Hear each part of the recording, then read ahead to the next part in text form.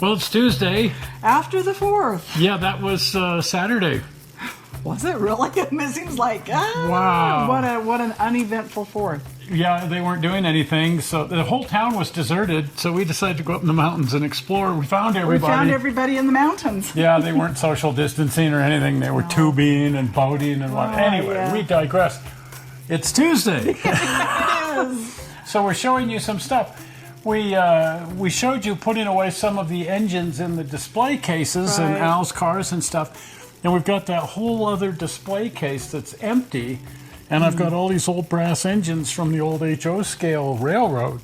And it seems like that's what should be in the display case. Absolutely, not in a box somewhere. I'm digging out the brass engines. The first one isn't really brass per se. It's a Powerhouse by Oriental. Power Stroke. I'm having one, I think. It's hot. It's by Oriental Limited. And they came up with this idea of a sort of cheaper brass back when brass got so expensive and nobody could afford it. And some of the parts are Zamak. Oh, wow. But then it's basically a brass engine. So all the details, so you'd look at it and you'd think it's a brass engine. But, they've done that with a lot of different models. There's a bunch of O scales and stuff. Just a way to save some money is don't make everything handmade out of brass. Mass produce a few things. So that tender is 100% brass. Wow. But the locomotive itself, which is really, really heavy. I mean, check that guy out. Oh my goodness, lead? Because it's all, like a white metal, a Zamak boiler. But then all of the details are soldered on brass. I mean, just like you'd see with a brass engine. Wow. So That's heavy. It saves some money, and boy, does it build up some tractive effort for your, There was a bug. No, it was just lint. No, it was a bug. It had legs. Was it a bug? Oh, okay. Well, Lint grows legs were in trouble. It looked like walking lint to me. No, it had stripes and everything, so it was a bug. That's neat. So there it is. Oh, that's cool. So what's with the wheels in front? It's articulated. Well, it's missing the pilot. And in order to pack it in here in such a way that it doesn't get broken, you have to take the pilot off. So the pilot's here. I just need to put the screw back in it. Oh my goodness, that's a pilot. Wow. So then that goes up here. Hides and that's the how it's wheel. supposed to look. Okay. Well, that's cool. But it's a 282 articulated engine from World War II, USRA. Wow. United States Railroad Administration. And after the bombing of Pearl Harbor, the government just kind of seized control of everything. And they said to the railroads, okay, you may have locomotives on order, you may need locomotives. Just put your wish list in and think of us as like Santa Claus, and some of you are going to get a lump of coal, and some of you are going to get a locomotive.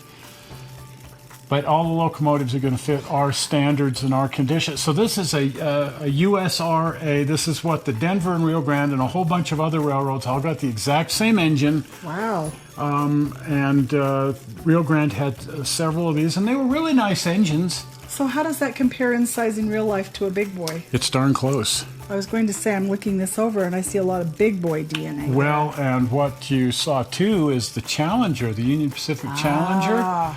They had some of those on order, and USRA said to Union Pacific, you're not going to get all of them, we're going to give a couple of them and so Denver and Rio Grande got some. Wow. But anyway, a lot of railroads ran this particular engine, including the Rio Grande. Wow.